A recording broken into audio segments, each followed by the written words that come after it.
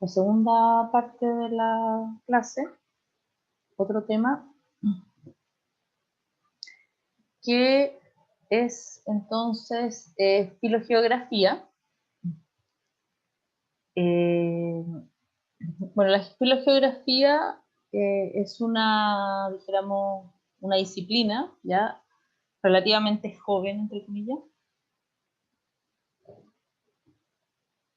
y que nos va a dar, dijéramos, como el cuerpo teórico para hacer los estudios, ya cuando nosotros nos enfrentamos a un estudio de ADN mitocondrial, ya nos va a dar esta disciplina, entonces nos va a dar el cuerpo teórico. Fue descrita, podríamos decir, por Jona Weiss a fines de los 90, el año 2000. Y bueno, la filogeografía la vamos a definir como un estudio de los principios y procesos que gobiernan la distribución geográfica de una filogenia interespecífica de genes o haplotipo. Ya de una manera más, digamos, sencilla, entonces, es el estudio de los procesos históricos que podrían ser responsables de las distribuciones geográficas contemporáneas de los individuos. Entonces, cuando nosotros nos acercamos a un estudio genético, ya lo hacemos teniendo en mente, o lo que nosotros queremos explicar es qué procesos entonces se fueron dando, ¿no es cierto?, en la historia de esa población para llegar a tener entonces, ¿cómo se dice? Para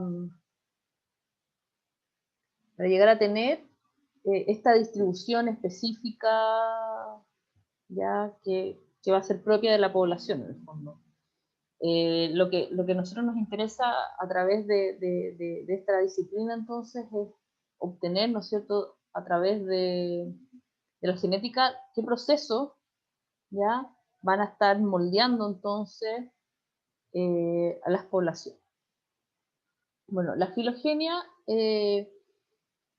ya me imagino que también a la filogenia ya lo han visto harto, ¿no es cierto?, en evolución.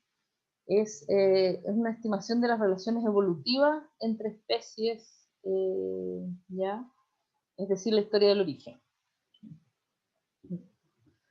Bueno, nosotros también podemos hacer una filogenia, ¿no es cierto?, para una misma población, ¿ya? Y ahí lo que estamos viendo entonces la historia particular de esa población. Esa filogenia nos va a estar dando esa historia particular.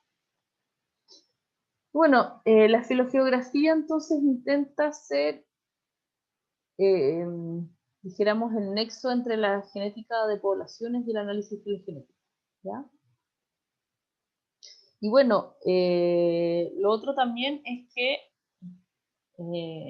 es una disciplina ya que intenta tomar también otras fuentes de información, no quedarse solamente con la filogenia o con lo genético, ya para reconstruir la historia de la población. ¿Ya? Entonces, en el fondo, no solamente en los análisis per se, sino a la hora de hacer análisis, ¿no es cierto?, de los resultados.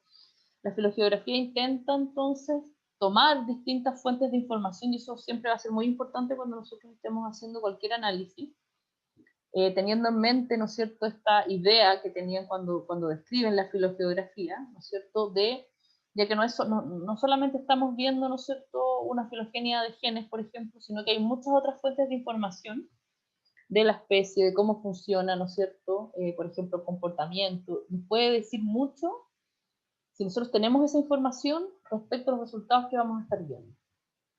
Entonces, es muy importante cuando nosotros estamos haciendo estudios filogeográficos, no quedarnos con una pura fuente de información, sino que con intentar obtener la mayor cantidad de diferentes fuentes.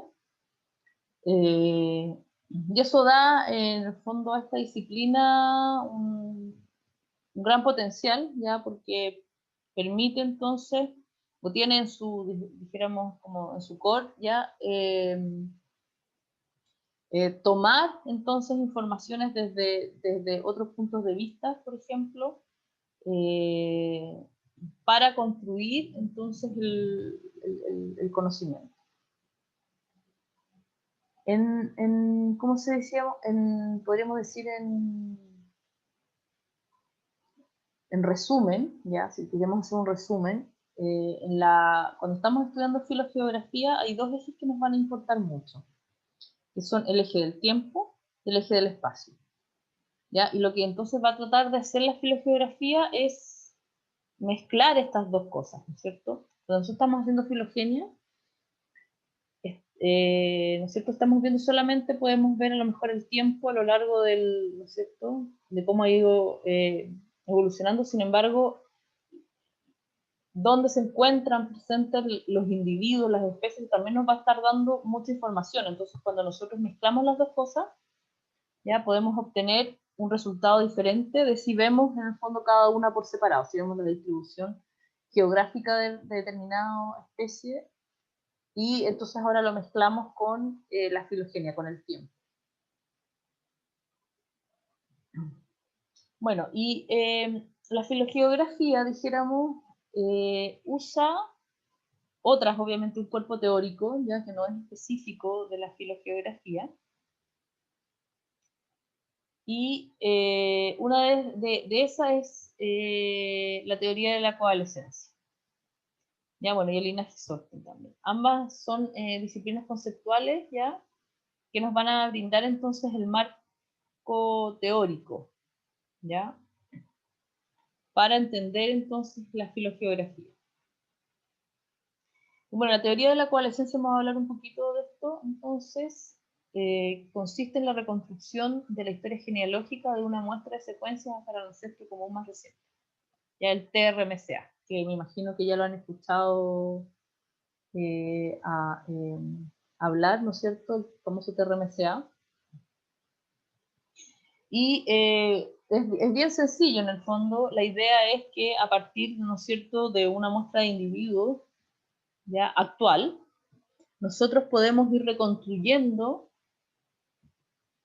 podemos irnos alejando hacia atrás, ¿no es cierto?, ir reconstruyendo cuáles habrían sido los estados ancestrales, hasta llegar al ancestro común más reciente de esos individuos.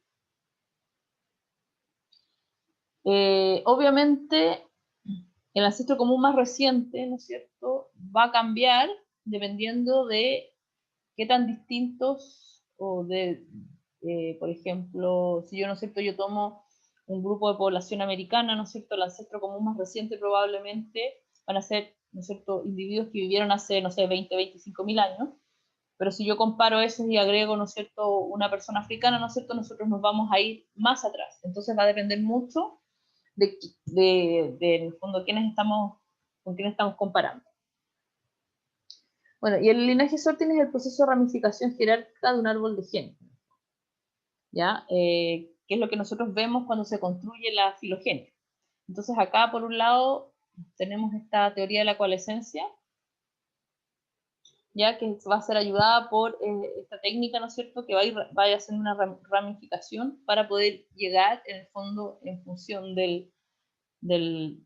¿cómo se dice?, de los individuos que existen en la actualidad, entonces, hacer una reconstrucción.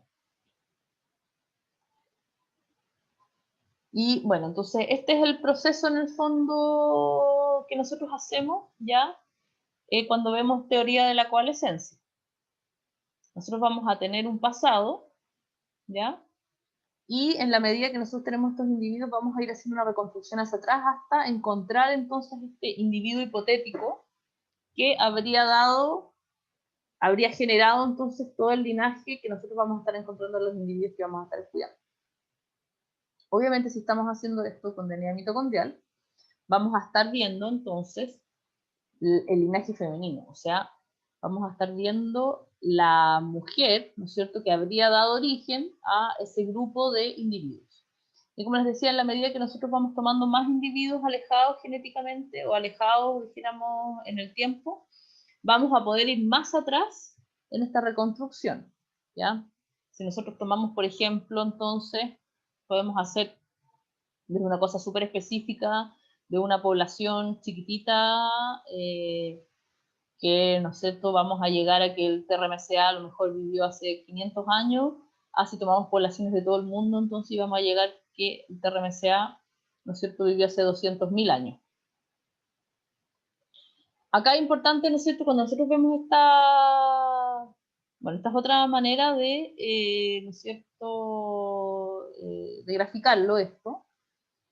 Y es importante ver de que cuando nosotros hacemos estos análisis, ya ustedes se fijan acá, estamos viendo, ¿no es cierto?, una parte de lo que ocurrió. Obviamente van a haber linajes, ¿no es cierto?, que se van a ir perdiendo en el tiempo. ¿Por qué? Porque van a haber individuos que pueden tener descendientes, pero en algún momento, ¿no es cierto?, de la historia van a dejar de tener descendientes. Entonces esos linajes se van a perder, y eso obviamente es natural. Nosotros estamos viendo una parte, ¿no es cierto?, de toda la variabilidad o de toda la historia que existió. Cuando nosotros estamos viendo con población actual, ahí en ese sentido el DNA, ¿no es cierto?, antiguo, bien importante, porque viene a llenar un vacío, ¿no es cierto?, que es inevitable de, ¿cómo se dice?, cuando nosotros hacemos un estudio, ¿no es cierto?, con población actual, porque obviamente nosotros sabemos que no todos los individuos van a, entonces, dijéramos, dejar descendencia en las siguientes generaciones, y entonces nosotros vamos a estar viendo una parte de toda la historia. De todas maneras, es bastante bueno, ¿no es cierto?, hacer este ejercicio.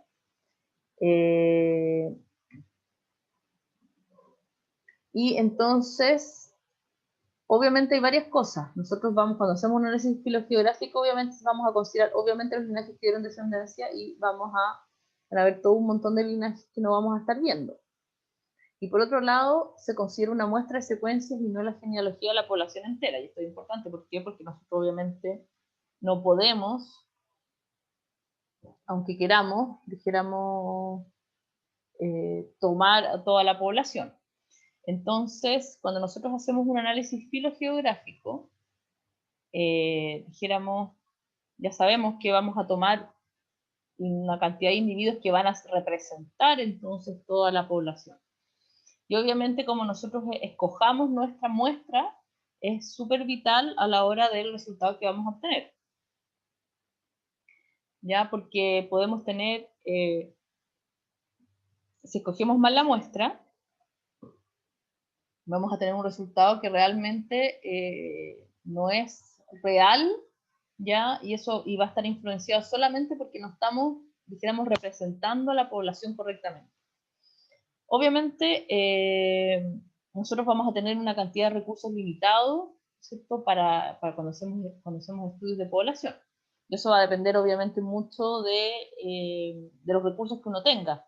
Ahí puede tener a veces más recursos y puede, en el fondo, tener una muestra mucho más buena y más individuos, o a veces va a tener menos y va a tener que, ¿no es cierto?, conformarse con menos nomás.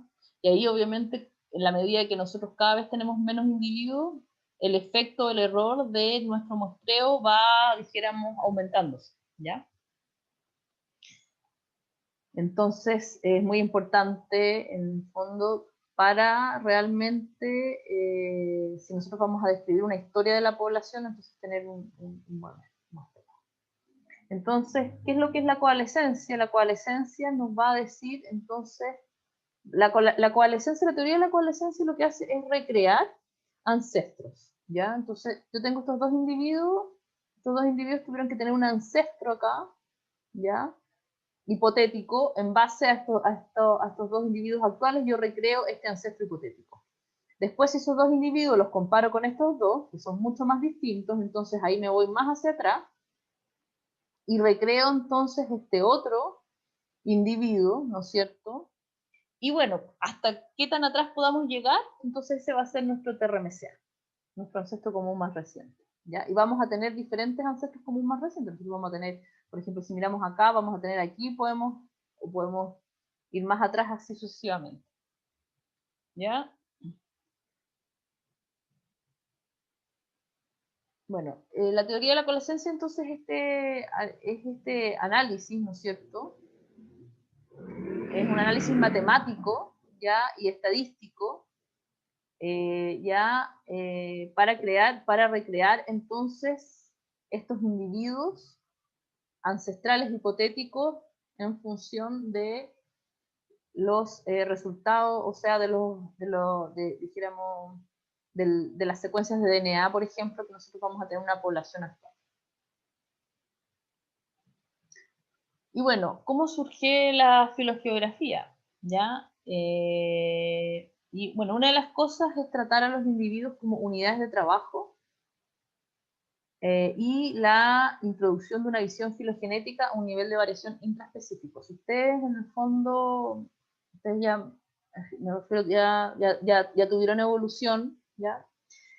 Hay una cosa que pasa, ¿no es cierto?, en evolución, que la filogenia siempre se pensó para, dijéramos, estados, para hacer una relación a nivel de especies, ¿no es cierto? Las distintas especies nosotros hacemos un análisis filogenético para conectarlas y para ver cómo han evolucionado en el tiempo. Pero nosotros podemos usar esa misma, dijéramos, cuerpo técnico, ya, para traerlo ahora a estudios poblacionales. Y esa es la gracia, en el fondo, lo que hace Abais, ¿no es cierto?, de entonces decir, bueno, pero ¿por qué no tomamos entonces todo este cuerpo, dijéramos, teórico de análisis cladístico, ¿ya? Y lo traemos entonces ahora para representar las relaciones filogenéticas dentro de una misma población? Y también ahora nos va a interesar entonces ver también el origen de la población, etc. ¿Ya? Y bueno, obviamente todo esto hay que mezclar en la otra parte que tiene que ver la distribución geográfica. ¿Ya? Porque eso también es lo que hace Weiss. Por un lado, toma, ¿no es cierto?, este cuerpo teórico que se usaba, que se usa, ¿no es cierto?, esta filogenia. Hay muchas personas que todavía en el fondo les cuesta hablar de filogenia cuando estamos hablando de una misma población. Y mezclar eso entonces con cómo se distribuyen los individuos, porque eso también nos va a ser muy relevante a la hora de entender cuáles son los orígenes de nuestra población. Y bueno, cuando nosotros estamos haciendo un estudio filogeográfica, hay varias cosas que son muy relevantes a la hora dijéramos, de enfrentar este estudio y que puede significar éxito o fracaso en un estudio, ¿ya? Que son principalmente dos. Uno es la muestra, que ya se los había mencionado, y otro el marcador genético. Y bueno, la muestra es súper importante porque debe ser representativa de la distribución de la especie, o en este caso población, que nosotros vamos a estar estudiando. Si nosotros no tenemos una buena muestra, entonces obviamente nuestro análisis filogeográfico va a tener problemas. Y eso es un punto bien complicado, ¿eh? Porque muchas veces uno por las razones que sean, uno no logra obtener la muestra más óptima que deberíamos tener para realizar el análisis filogeográfico X. Muchas veces, sobre todo, estamos trabajando con población humana, ¿ya? Y eso pueden haber diferentes razones, desde que hay personas que no son accesibles, por ejemplo, o determinados, ¿no es cierto?, segmentos de la población. Yo le pongo como ejemplo la población de Santiago. Si nosotros queremos hacer un estudio de Santiago, ya hay un montón de, tomamos población en Santiago, pero por ejemplo hay un porcentaje, ¿no es cierto?, de la población que es mucho más difícil de muestrear. Por ejemplo, ¿no es cierto?, como por ejemplo el segmento más rico de la población. Y entonces van quedando ciertos hoyos, pero no porque uno no quisiera ya tener a veces, sino porque muchas veces no hay accesibilidad, dijéramos. Las personas no necesariamente tienen por qué querer formar parte de un estudio.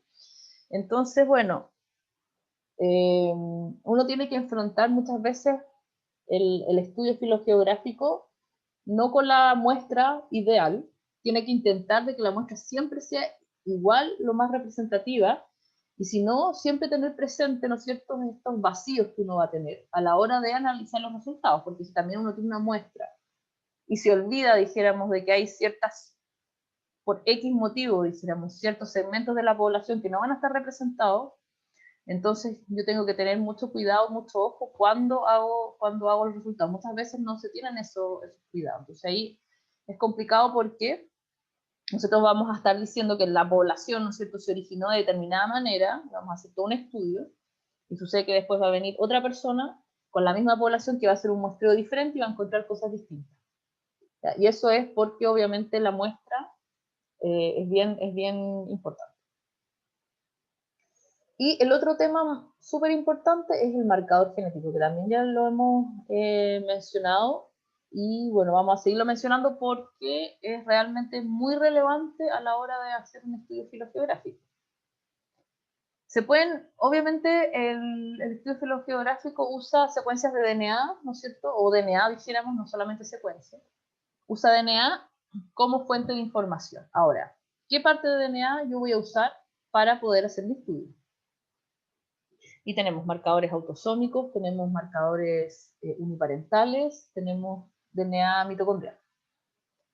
Pero también dentro de los marcadores autosómicos, dentro del cromosoma Y, de los marcadores sexuales y dentro, también existen zonas muy distintas. Entonces, en realidad, dentro incluso si yo estoy usando DNA mitocondrial, dentro del DNA mitocondrial puedo tener zonas diferentes que me pueden, dijéramos, determinar ¿cómo podríamos decir? El éxito o el fracaso de un estudio.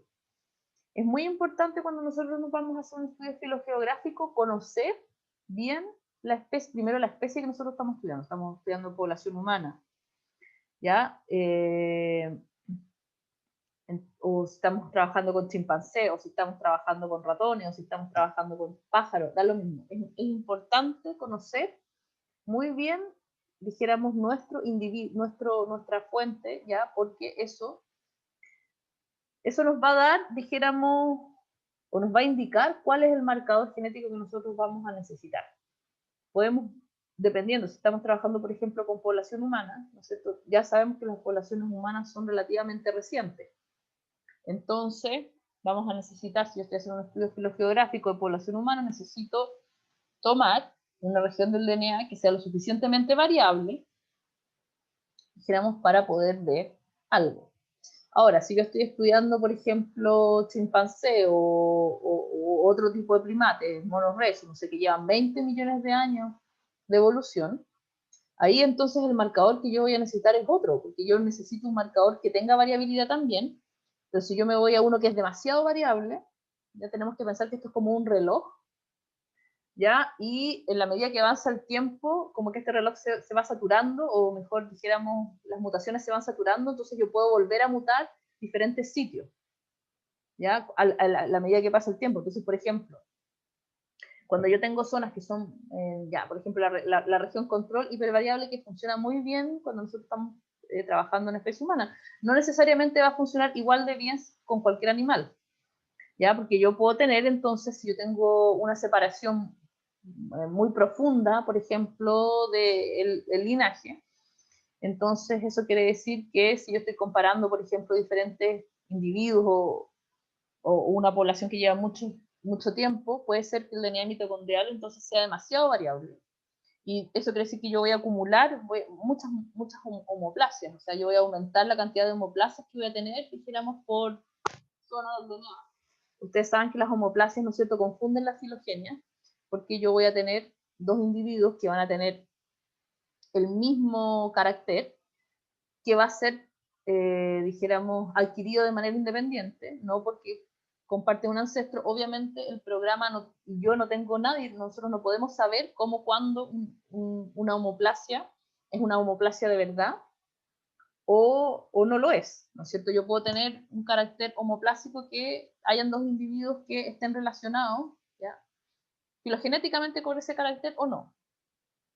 Entonces, en el fondo, lo que uno tiene que hacer igual es tratar de disminuir y eliminar la mayor cantidad de estos sitios que nos van a confundir las filogenias. Y nos van a dar resultados que, por ejemplo, van a tener menor robustez o tal vez incluso resultados que van a estar malos, digamos. Y entonces ahí a lo mejor si yo estoy, por ejemplo, trabajando con Resus, entonces con monos, o una alumna, por ejemplo, que trabajó con babuino, entonces ella, ahí en babuino se usan, por ejemplo, genes del citocromo B del DNA mitocondrial. Por ejemplo, si yo hago un estudio con citocromo D en población humana, no tiene ningún sentido, porque la variabilidad va a ser tan baja, no sé, a lo mejor voy a encontrar 3 mutaciones, voy a encontrar que todos los individuos son iguales, entonces no hay nada que vaya a poder yo decir al respecto. ¿Ya? Y lo mismo pasa con el DNA nuclear. Para hacer un estudio filogeográfico, idealmente, como nosotros estamos haciendo una reconstrucción de filogenias, que nos interesa el ancestro como más reciente, idealmente hay que usar marcadores uniparentales, ¿ya? Porque al no haber recombinación, es mucho más sencillo entonces hacer esta recreación de este ancestro común más reciente, y voy a decir, bueno, entonces, y después datarlo, por ejemplo, eso es un tema que interesa mucho los análisis filogeográficos. ¿En qué momento vivió ya esta persona que va a dar origen a, entonces, ¿no es cierto?, a este linaje? Y entonces, como les decía, pero igual se puede usar marcadores nucleares, aunque en general es preferible, como les decía, usar DNA mitocondrial o cromosoma Y. ¿Ya? Y dentro del cromosoma Y, para hacer un análisis filogeográfico, como ya acabamos de ver, única y exclusivamente es posible hacerlo a través de microsatélites. Ya no es posible hacer un análisis filogeográfico usando SNPs o cosas así, porque por ejemplo la variabilidad o a no ser que quisiéramos una cosa con población muy, muy divergente, pero si estamos, por ejemplo, viendo, no sé, población americana, ya solamente podríamos hacer un análisis filogeográfico con microsatélites. Y entonces es súper relevante la elección de nuestro marcador. Y muchas veces pasa que los marcadores no están bien elegidos y después entonces nosotros vamos a terminar diciendo cosas que en realidad no tienen que ver con la realidad, sino que están dando cuenta de, dijéramos, una mala elección. Y bueno, entonces como les decía, bueno, acá dice que es un requisito indispensable, pero ustedes van a ver que van a haber estudios filogeográficos hechos igual con, dijéramos, ADN nuclear, ya igual se usa. Pero siempre es preferible entonces usar un marcador, dijéramos, no recombinante para hacer estos análisis, ¿ya? Usualmente el ADN mitocondrial es el marcador por excelencia porque tiene todas estas ventajas, ¿no es cierto?, con respecto a otros marcadores que en general lo hacen muy fácil dijéramos, de trabajar. El ADN de cloroplasto en plantas también se usa, ¿okay? Es más complejo ya. Hacer estudios filogeográficos en plantas es mucho más difícil porque las plantas tienen un sistema, dijéramos, no sé cómo podríamos decir, de enfrentarse al mundo completamente distinto que los animales, y eso incluye los genomas, tienen rearreglos, tienen un montón de cosas que hace que sea mucho más difícil estudiar, pero igual se hace obviamente. Y bueno, ADN nuclear donde no existe recombinación como cromosoma Y, pero yo he visto se hacen análisis con ADN nuclear que sí existe recombinación. El problema ya del ADN nuclear, obviamente, es cuando nosotros tenemos individuos heterocigotos. Como yo estoy haciendo una filogenia, ¿no es cierto? Yo siempre voy a tener un estado ancestral, no voy a tener 2 estados ancestrales. No existe dijéramos, el análisis en sí teórico. Entonces, cuando nosotros tenemos individuos homocigotos, en realidad para los caracteres no nos va a importar porque en el fondo podemos hacer la reconstrucción. O tenemos individuos heterocigotos, ahí tenemos el problema porque en el fondo obviamente tenemos dos posibles estados ancestrales y eso entonces va a hacer que sea más complicado. Profe, a mí no me queda muy claro a qué se refiere un individuo homocigoto, porque eso, no sé cómo explicarlo. Sí, no, me refiero a homocigoto o heterocigoto porque, por ejemplo, cuando nosotros estamos haciendo un análisis con DNA mitocondrial o con cromosoma Y, ¿no es cierto? Nosotros tenemos solo una copia ya del genoma. En cambio, cuando estamos haciendo autosomas, ya tenemos dos copias de cada. Entonces, por ejemplo, para una región, para cualquier región que nosotros estemos estudiando, ya sea microsatélites o un gen o lo que sea, cuando estamos haciendo autosomas, entonces vamos a tener dos copias. Usualmente, la mayoría de las veces, cuando estamos haciendo análisis son homocigotos, eso quiere decir que el individuo va a tener el mismo alelo. Entonces, cuando yo hago la secuenciación o cuando yo hago, por ejemplo, el STR, entonces voy a ver voy a tener solamente un individuo, voy a tener solamente una respuesta dijéramos, ¿ya? Pero los heterocigotos, en el fondo, puedo tener individuos que van a tener diferentes, ¿cómo se llama? Diferentes alelos. Entonces, por ejemplo, puede ser que tenga por un lado una A y después por otro lado tengo una T, por ejemplo, para el mismo SNP. Entonces, cuando yo estoy haciendo reconstrucciones hacia atrás, porque en el fondo, ¿qué es lo que hace el análisis? El análisis, ¿no es cierto?, hace reconstrucciones y recrea, ¿no es cierto?, estos ancestros más comunes hacia atrás. Cuando yo tengo, en el fondo, dos posibles respuestas, eso va a confundir, dijéramos, las filogenias. No sé si se entiende, pero es más difícil, dijéramos, generar, dijéramos, y contiene más errores también. Claro, es que mi pregunta es que ¿cómo encontramos esos individuos homocigotos? Igual es más difícil eso, ¿no? No, Porque lo habría que que pasa, hacerle... no, o sea, al revés, porque cuando nosotros, por ejemplo, lo que pasa es que yo creo que cuando nosotros estamos haciendo análisis en general del DNA nuclear, nos olvidamos un poco de esto que son heterocigotos, si yo estoy secuenciando.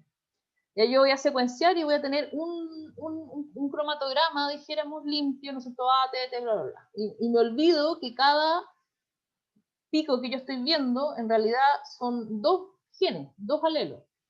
¿Ya? Entonces yo estoy viendo dos veces A, dos veces T.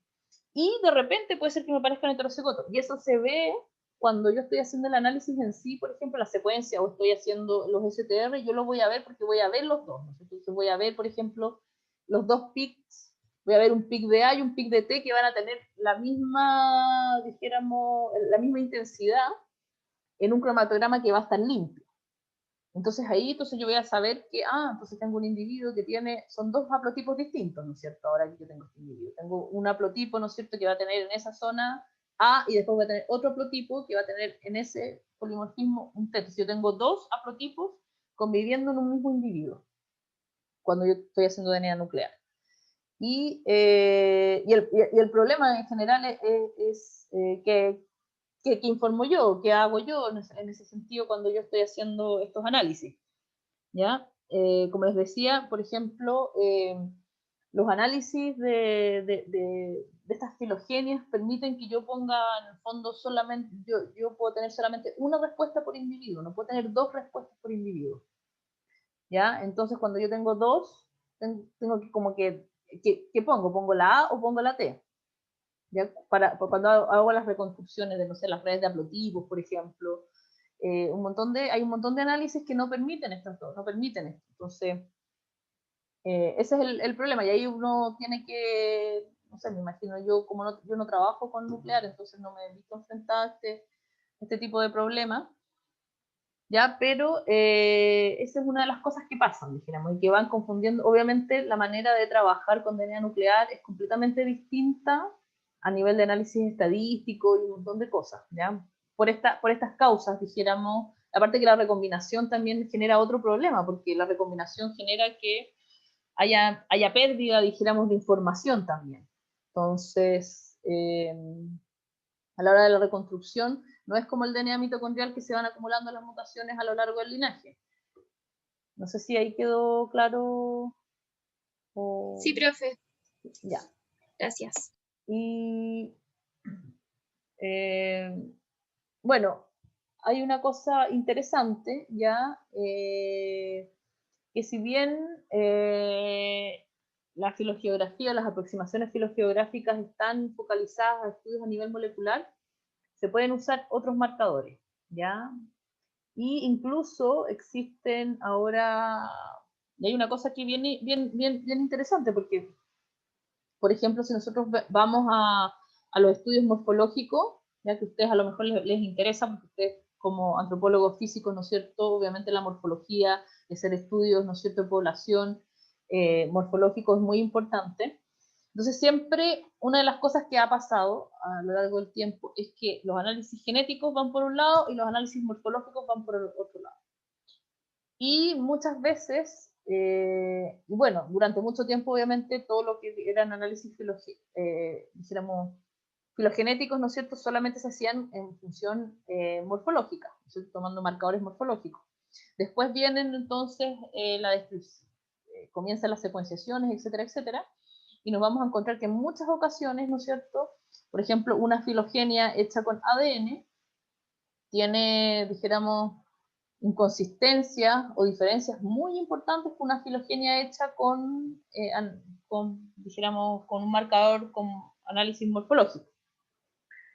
Y eso es un problema, obviamente, porque los individuos siguen siendo los mismos, entonces algo pasa ya en la manera en que estamos analizando los datos, y obviamente hay un error, no sabemos bien cuál es el error. Obviamente los morfólogos dicen que su manera de hacer la filogenia es la más correcta, y los genetistas dicen que su manera de hacer la filogenia es la más correcta, y cada uno va a defender, dijéramos, y van a decir que a lo mejor este individuo, porque a veces, dijéramos, las diferencias son importantes, o pueden haber, no sé, por ejemplo, especies que cambian de clado, si yo hago un análisis morfológico, si yo hago un análisis genético, o sea, son cosas bien, bien relevantes, no son cosas pequeñas.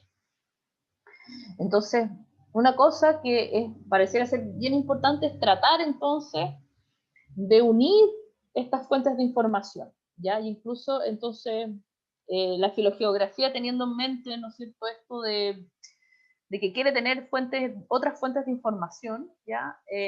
Hay hoy en día, por ejemplo, programas que permiten, entonces, si yo tengo una matriz morfológica para X carácter y tengo el set para los mismos individuos, ¿no es cierto?, la genética, poder hacer un estudio único, ya con los caracteres genéticos y los caracteres morfológicos combinados, que obviamente es la manera más correcta, desde mi parecer, ¿no es cierto?, de hacerlo. Pero también se pueden usar otras cosas diferentes, por ejemplo, los apellidos con cromosoma Y, se usa mucho.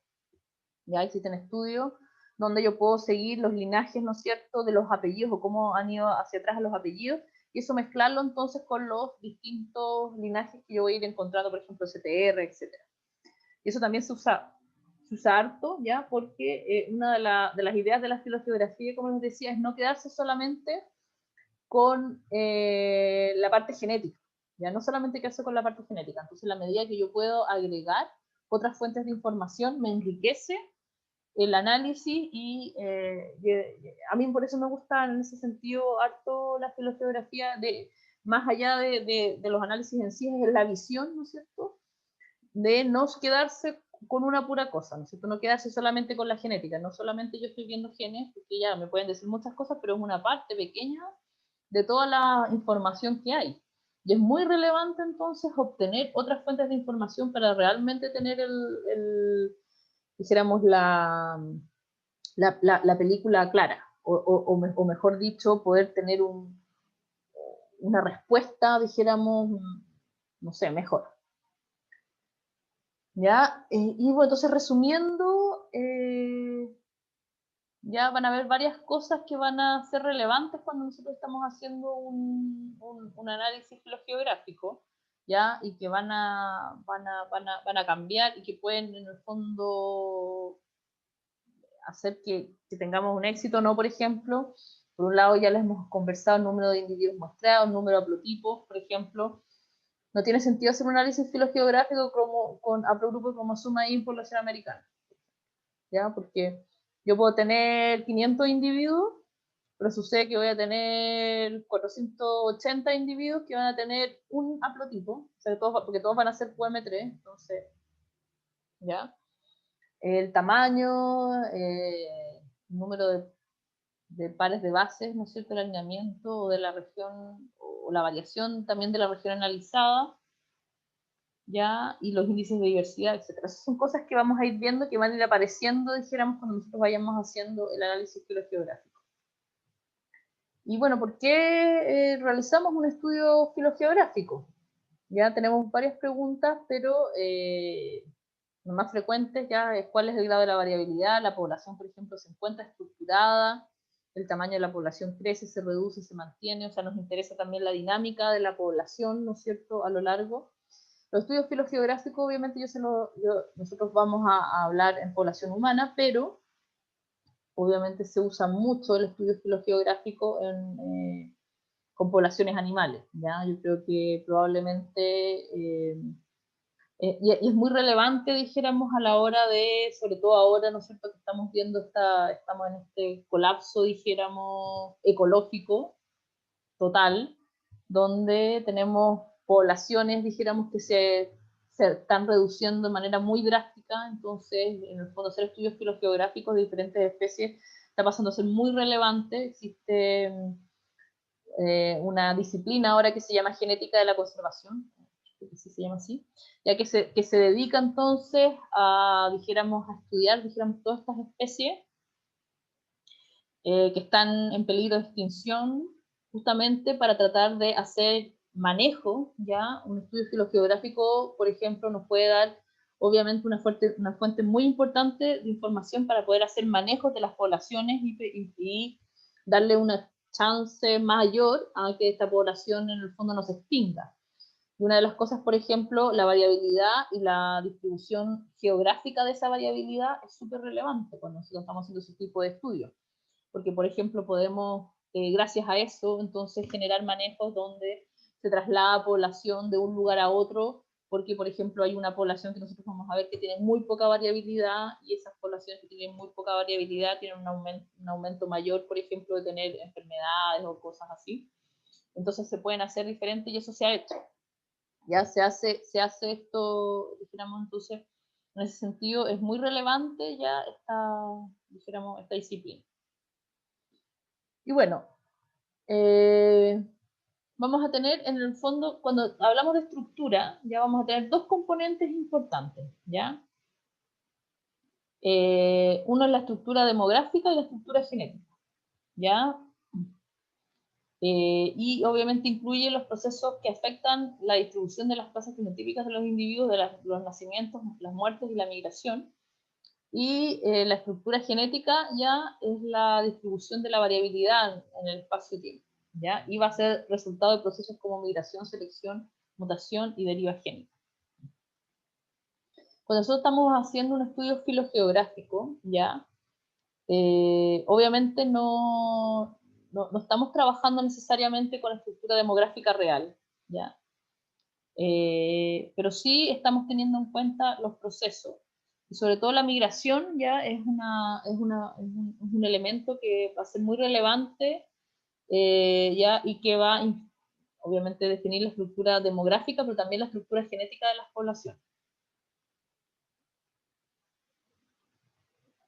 Y entonces, bueno, la historia demográfica de las poblaciones va a tener una gran importancia, ¿no es cierto?, sobre el establecimiento de estos patrones, ¿ya?, de tiempo, o estos patrones filogeográficos que nosotros vamos a ver, o sea, cómo va cambiando la población a lo largo del tiempo, ¿ya? La historia demográfica, hubo una sequía muy importante hace 400 años, ¿ya?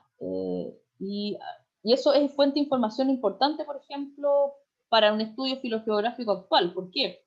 Porque nosotros podemos estar viendo, por ejemplo, una disminución de la variabilidad y vamos a encontrar que a lo mejor esa sequía hace 400 años, ¿no es cierto?, produjo, no sé, podemos ir incluso a mirar las tasas de natalidad, por ejemplo, en aquel momento, las tasas de mortalidad, y ver en que entonces hubo una natalidad muy baja, una mortalidad muy alta, entonces la población, ¿no es cierto?, se disminuyó mucho, y nosotros lo que estamos viendo ahora, entonces, por ejemplo, hay una disminución de la variabilidad de esa población, y esa es la manera que nosotros vamos haciendo una relación ya de las distintas, digamos, de las distintas fuentes de información.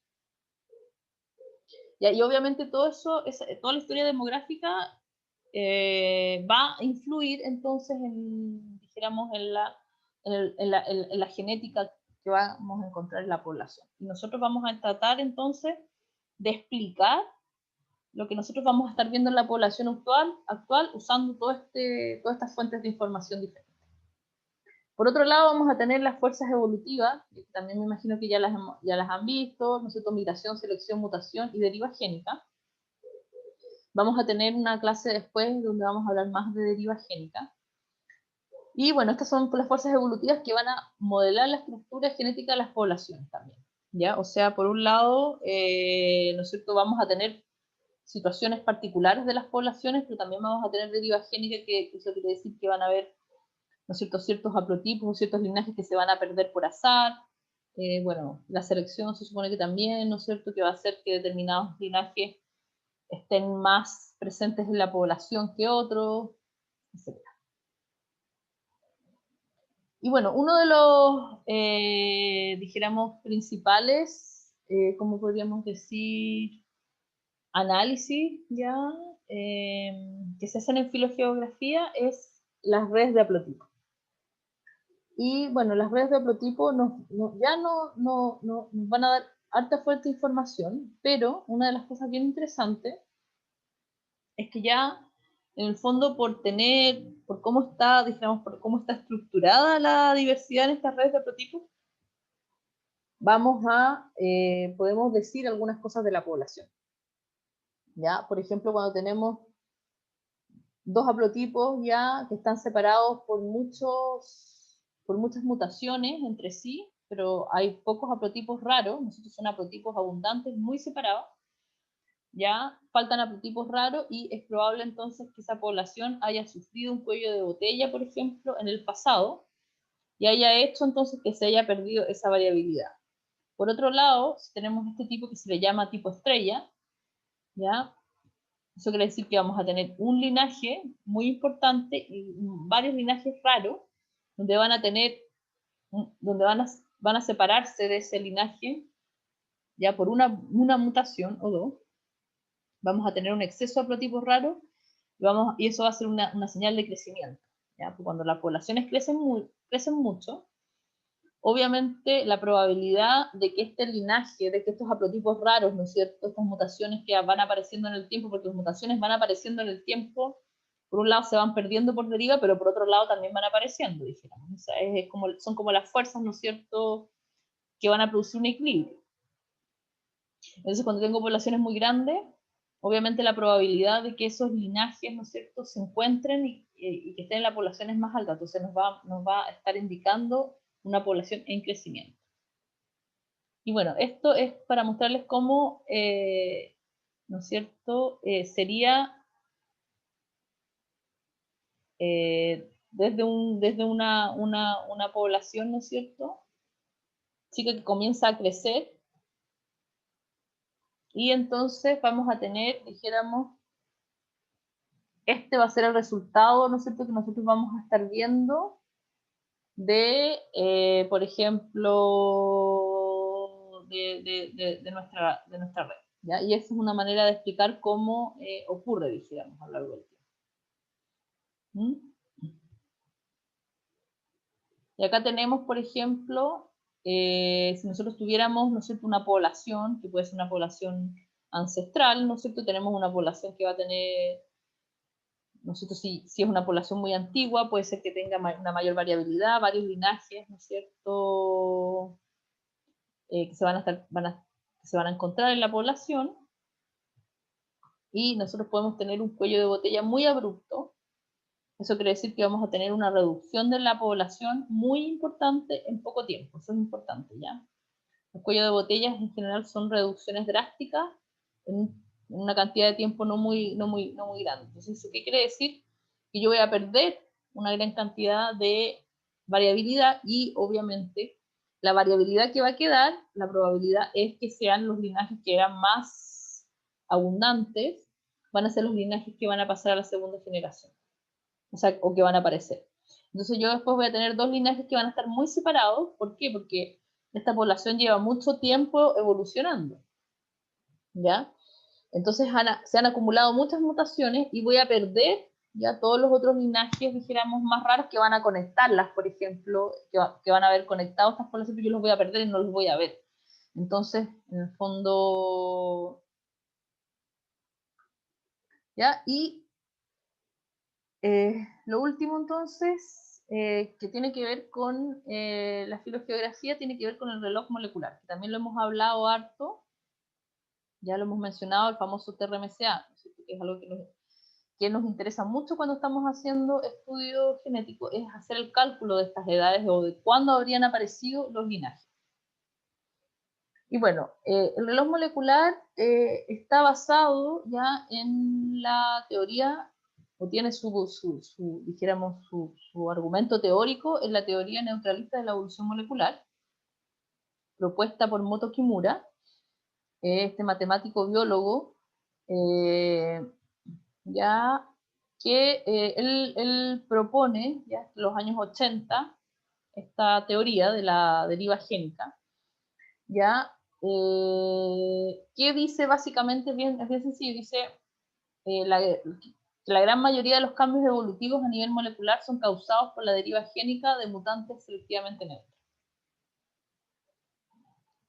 Ya, entonces, ¿qué es lo que dice Moto Kimura?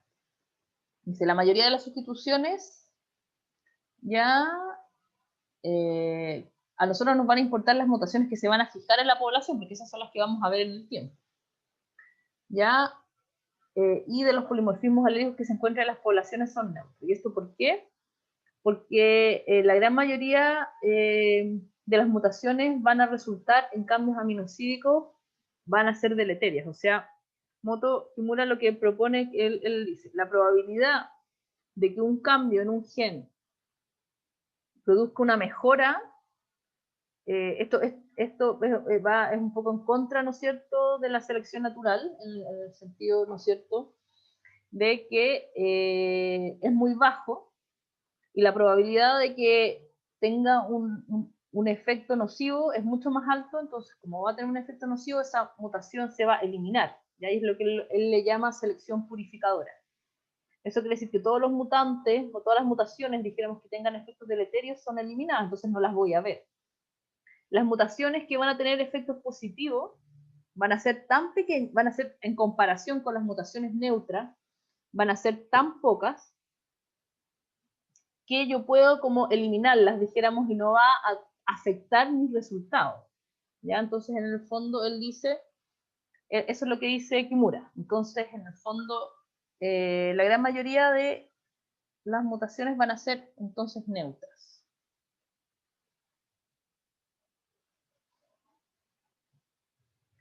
Y bueno, entonces, hay algunos patrones ya de evolución molecular que son interesantes en el fondo de tener en cuenta.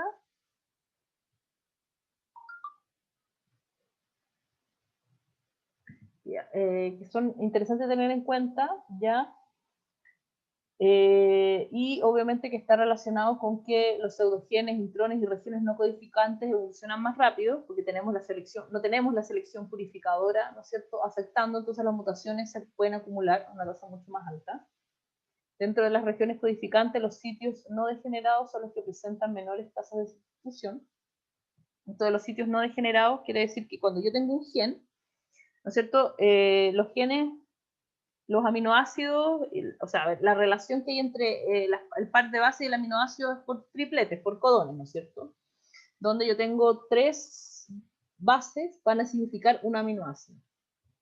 Bueno, ustedes se recuerdan, aquí vimos en una clase, de que el código genético es degenerado. Eso quiere decir que existen más de una combinación de tripletes por aminoácido.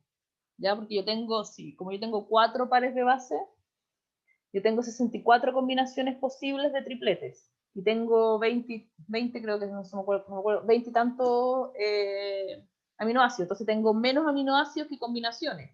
Obviamente, todas las combinaciones tienen que significar algo. No puedo tener yo una combinación de triplete que no signifique nada.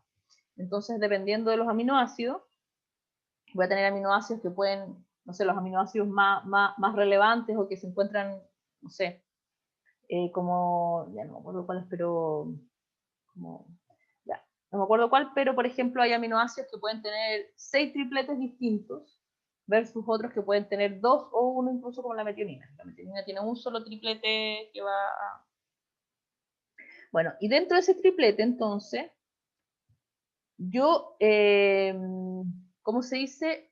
Cada par de base, ya tengo, por ejemplo, el tercer par de base, ya se puede mutar, por ejemplo, sin cambiar el aminoácido.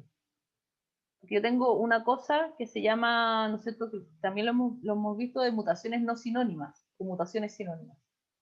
La mutación sinónima es cuando yo tengo un cambio en el gen de una mutación, pero no voy a alterar el aminoácido. Entonces eso pasaría a ser como una especie de mutación neutra, porque en realidad no va a tener un efecto, no va a tener un cambio en la proteína resultante. Y la única manera de que yo seleccione o positivamente o negativamente es que yo tenga un cambio en la proteína, ¿no es cierto? Evidentemente la selección natural nos obliga, dijéramos, a que haya algo positivo, dijéramos, con respecto para que se seleccione ese determinado carácter.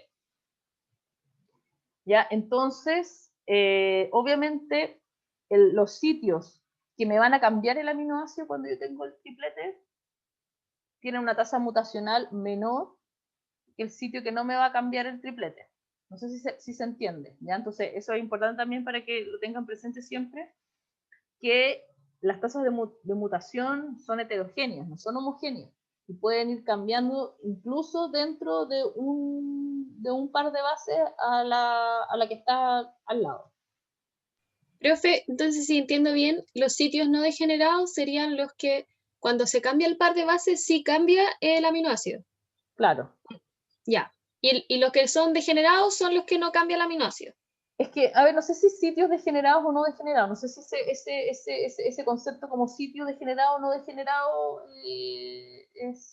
existe, ¿ah? Pero lo que sí es que dijéramos, en el fondo lo que tú estás diciendo está correcto, si lo estás entendiendo bien en el sentido de que dentro del triplete, ¿no es cierto?, van a haber pares de base que van a tener una probabilidad mayor de cambiar el aminoácido, ¿ya? Porque, por ejemplo, no sé, por ejemplo, esos que tienen para 6, ¿no es cierto?, los dos primeros son siempre iguales y el tercero es el que va variando. Entonces, si yo muto uno de los dos primeros codones, me va a cambiar el aminoácido. Pero si yo muto el tercero, la probabilidad de que me cambie el aminoácido es mucho menor que si yo muté el primero o el segundo. ¿Ya? Entonces, el tercer codón, por ejemplo, tiene una tasa mutacional mucho mayor porque la probabilidad de que yo mute ese tercer codón y que no me cambie el aminoácido, ¿no es cierto?, es menor que si yo, dijéramos, muto las primeras dos bases del codón, por ejemplo. ¿Ya? Ya. Y lo otro, bueno, es que existe una relación inversa aparente entre la tasa de evolución y la importancia funcional. También lo hemos visto y esto está súper visto absolutamente.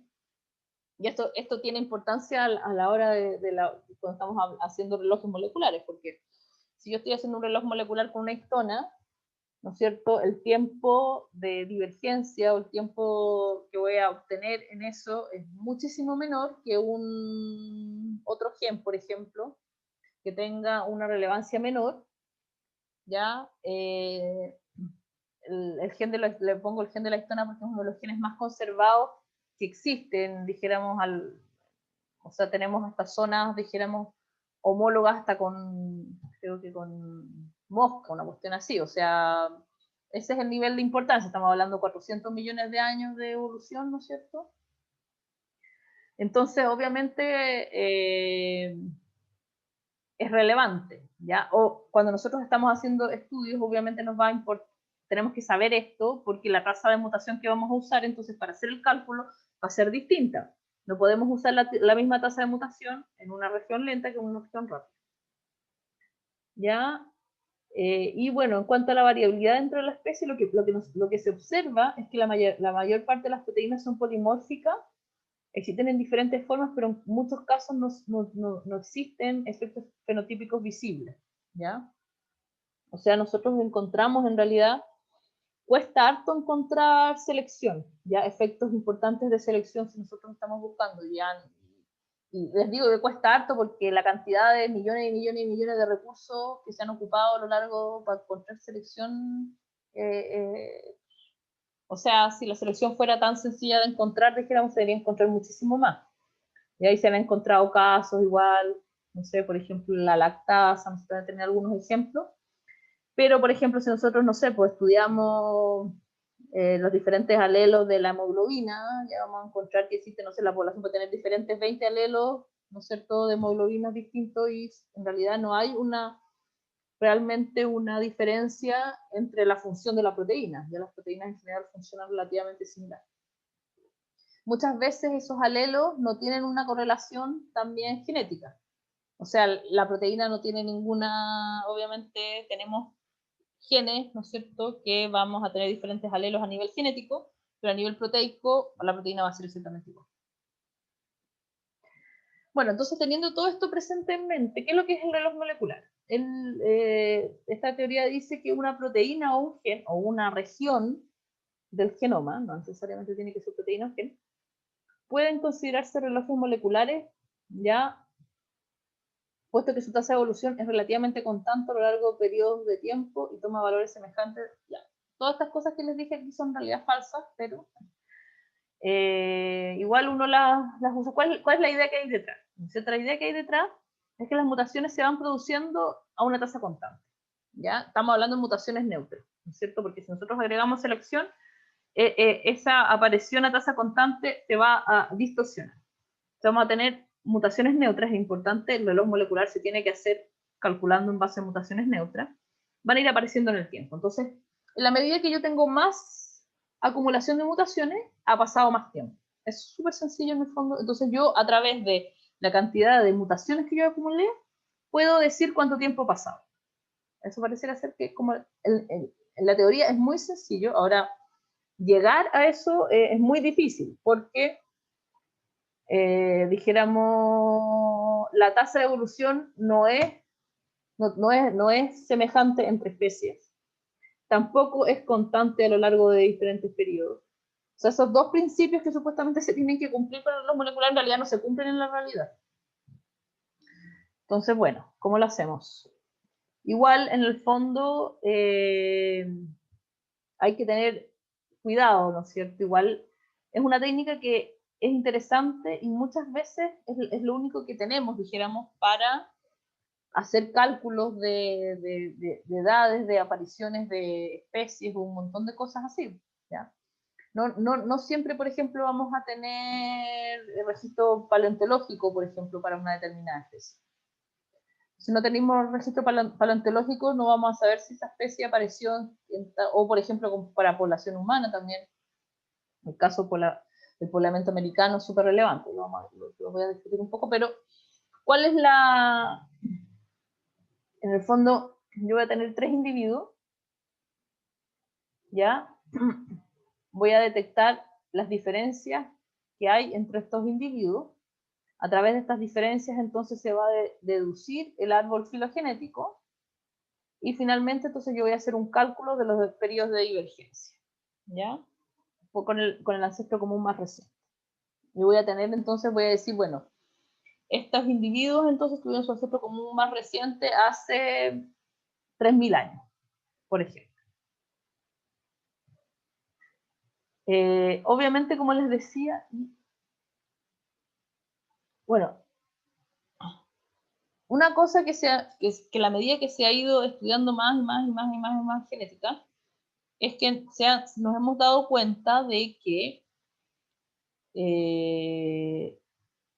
claro, existe una gran cantidad de desviación en la realidad del cuerpo teórico que va, ¿ya? Y eso, bueno, puede ser problemático, pero en realidad, más allá o que sea tan terrible, lo que es necesario es saber cuáles son, dijéramos, los problemas que tienen las técnicas para tratar de resolverlos. No decir, bueno, como no funciona, entonces no hacemos nada. Bueno, es importante que en algunos casos es cierto, pero en otros casos no. Por ejemplo, no siempre, cuando tenemos tasas que no son constantes a lo largo del tiempo. Ya eso es algo muy complicado, porque no estamos hablando ni siquiera a lo largo de especies, sino a lo largo del tiempo ¿no es cierto?, de la misma población, por ejemplo. Ya no existe un reloj universal, sin embargo, los relojes locales, aunque sean aproximados, son útiles. Y por ejemplo, algunos casos conocidos de desviaciones. Los humanos tienen tasas más bajas que otros primates y roedores tienen tasas más altas que primates. ¿Ya? Eso quiere decir, bueno, esto es importante porque en la medida que nosotros se han ido estudiando distintos animales, ya obviamente no podemos usar una pura tasa de mutación para hacer los cálculos. Nosotros vamos a necesitar una tasa específica para humanos. Ya. Y después cuando vamos dentro de los humanos, dentro de los primates, etcétera, tenemos que la tasa tampoco es constante a lo largo del genoma, ¿no es cierto? Ustedes vieron que lo hemos conversado todo el rato, hay zonas del genoma que tienen tasas más bajas, otras que tienen tasas más altas, entonces según la zona del genoma que yo estoy usando, tengo que, ¿cómo se dice? Es la tasa de mutación que yo voy a usar.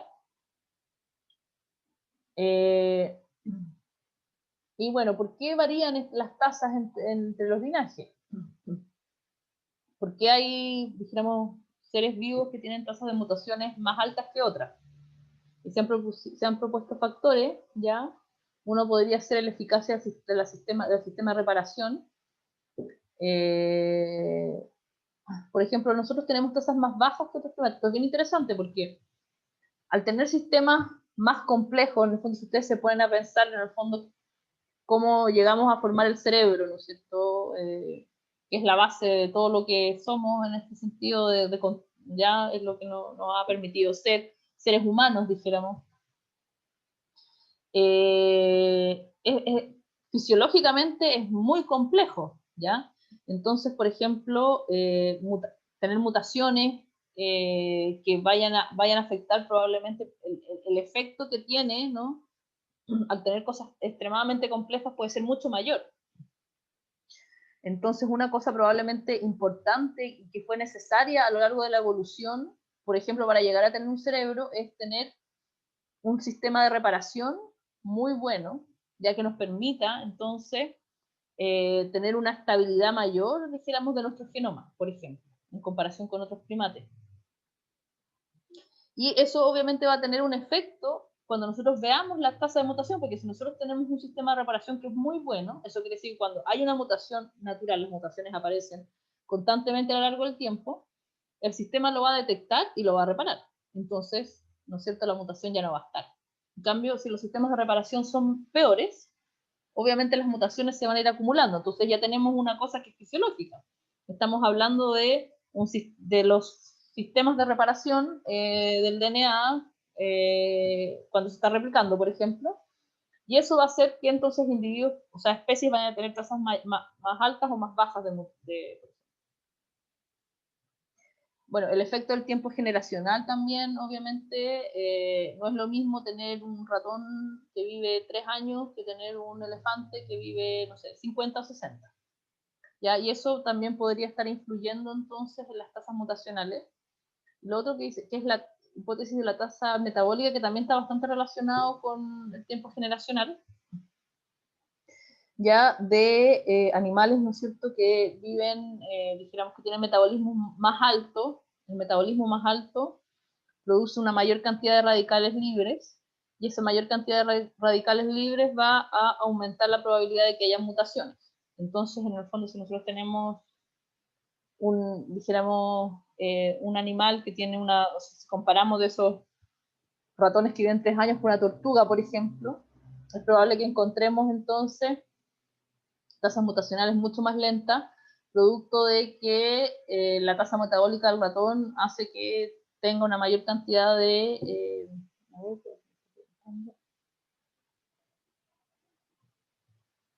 ya, los radicales libres, sí, los radicales libres son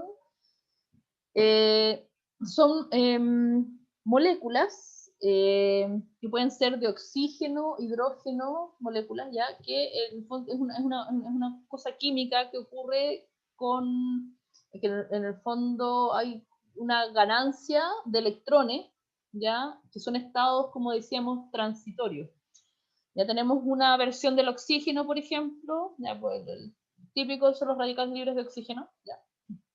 Y tenemos la versión estable, Y cuando nosotros estamos, por ejemplo, produciendo las cadenas transportadoras de electrones en la mitocondria, podemos hacer que el oxígeno transitoriamente gane más electrones de los que debería, los que debería tener. Entonces, ese oxígeno se va a transformar en una molécula que se le conoce como radical libre. ¿Ya?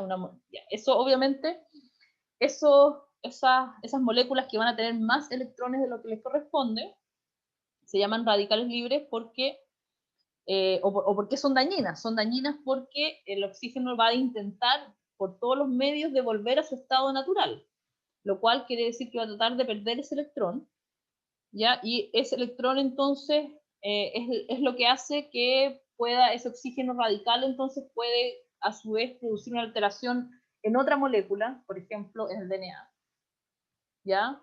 Los radicales libres entonces, esos son los radicales libres. Entonces, ustedes no sé si han escuchado hablar también de los famosos antioxidantes, ¿ya? De los antioxidantes que son estas sustancias, ¿no es cierto?, que van a tender a neutralizar, claro, por ejemplo, los radicales libres, ¿no es cierto?, que uno habla y hablan de los radicales libres y los antioxidantes y los no sé cuánto, bueno, eso es lo que hacen estas sustancias, dijéramos, y por eso tienen importancia. Bueno, vivir, por ejemplo, en un ambiente altamente contaminado, nosotros estamos, en el fondo, no vamos a saber lo que va a pasar en 500 años más, pero igual estamos haciendo historia en estos momentos. Cómo la contaminación puede estar afectando, ¿no es cierto?, incluso las tasas mutacionales. A lo mejor estamos nosotros expuestos a una cantidad de radicales libres o de, ¿no es cierto?, todas estas cuestiones, ¿no es cierto?, muchas veces estos mutagénicos, todas estas sustancias contaminantes, lo que hacen es que aumentan estas sustancias, estos radicales libres en las células, ¿ya? Y por eso producen mayores mutaciones, etc. Entonces, por eso, por ejemplo, vivir en un ambiente muy contaminado, la probabilidad de que uno le dé cáncer es mucho mayor, porque van a tener estas sustancias. Nosotros tenemos en el organismo, ¿cómo se dice?, maneras naturales de eliminar estos radicales libres, ¿ya? O sea, tenemos los sistemas de reparación, pero también hay proteínas y cosas que van a tratar de neutralizar estos radicales, cosa de que no vayan a afectar proteínas y sobre todo que no vayan a afectar el DNA. Obviamente el DNA es lo que, ¿no es cierto?, trata de cuidar lo máximo, dijéramos, la célula. Pero el problema es cuando los sistemas se saturan, y ahí tenemos otra cosa, ¿no es cierto?, que ya tiene que ver que muchas veces el cuerpo entonces no tiene la capacidad natural, en el fondo, de, por ejemplo, eliminar el exceso de radicales, y por eso es probable que nosotros veamos un aumento de cáncer, por ejemplo, y probablemente está relacionado con eso. Profe, tengo una duda también relacionada con eso. ¿Sí? Porque ya, por ejemplo, los ratones tendrían una tasa metabólica más alta, o sea, tenían Claro. un metabolismo más rápido. Entonces, ellos también generan como más tumores que, por ejemplo, un elefante. No sé si sepa eso. No, es que eso es bien, no, sí, es una buena pregunta, pero sabes que no es así. Y eso obviamente, bueno, pueden haber muchas explicaciones, ¿ah? Puede ser de que en realidad los ratones no alcanzan a generar los tumores porque viven en el fondo poco tiempo, y justamente en el fondo el sistema está hecho para que vivan 3 años, y probablemente el envejecimiento es muy rápido, ¿no es cierto? Y antes de que se produzcan tumores, en el fondo lo que pasa es que las células entran en senescencia, se mueren, y en realidad el ratón no vive más de 3 años, por ejemplo. ¿Ya? Eso tenemos pero hay una cosa bien interesante que tiene que ver con que por qué otros organismos que tienen, dijéramos, ¿cómo se dice?, tiempos de vida, tiempos de generación, como la especie humana. Nosotros no somos los únicos, ¿no es cierto?, que viven, no sé, 100 años. Hablemos de otros animales, no de la tortuga, por ejemplo. Animales, como por ejemplo las ballenas o los mismos elefantes. ¿Por qué no generan la misma cantidad de tumores que generamos los seres humanos? ¿Qué es lo que está pasando ahí? Y en realidad no hay una respuesta a eso, porque si bien los seres vivos pueden generar cáncer, no es que el cáncer sea una cosa exclusiva de la especie humana para nada, Sin embargo, obviamente la proporción de cáncer que generan es muy baja. Entonces pareciera ser que tienen sistemas, hay algunos no sé, investigadores, otra vez estaba leyendo algo que están tratando de estudiar, dijéramos, si tienen mecanismos específicos anticancerígenos, por ejemplo, las ballenas que pueden vivir 80 años, o los mismos elefantes, que evolutivamente desarrollaron estos mejores mecanismos que nosotros no tenemos, ¿no es cierto? Y probablemente esto, ¿por qué ha sido dado? Porque usualmente nosotros dijéramos como que nos saltamos el proceso evolutivo natural, ¿ya? Una ballena no se demoró 300 años en alcanzar, dijéramos, o pasar de tener 60 años, vivir 60 años a vivir 80. Es un proceso que tomó probablemente millones de años o miles de años, por ser, ya, pero probablemente más. Entonces esos procesos lentos le permitieron a lo mejor generar a la ballena entonces un sistema, por ejemplo, anticanceroso, no sé, el sistema inmune estoy inventando, que hace entonces que la ballena pueda vivir 80 años sin nunca generar un cáncer.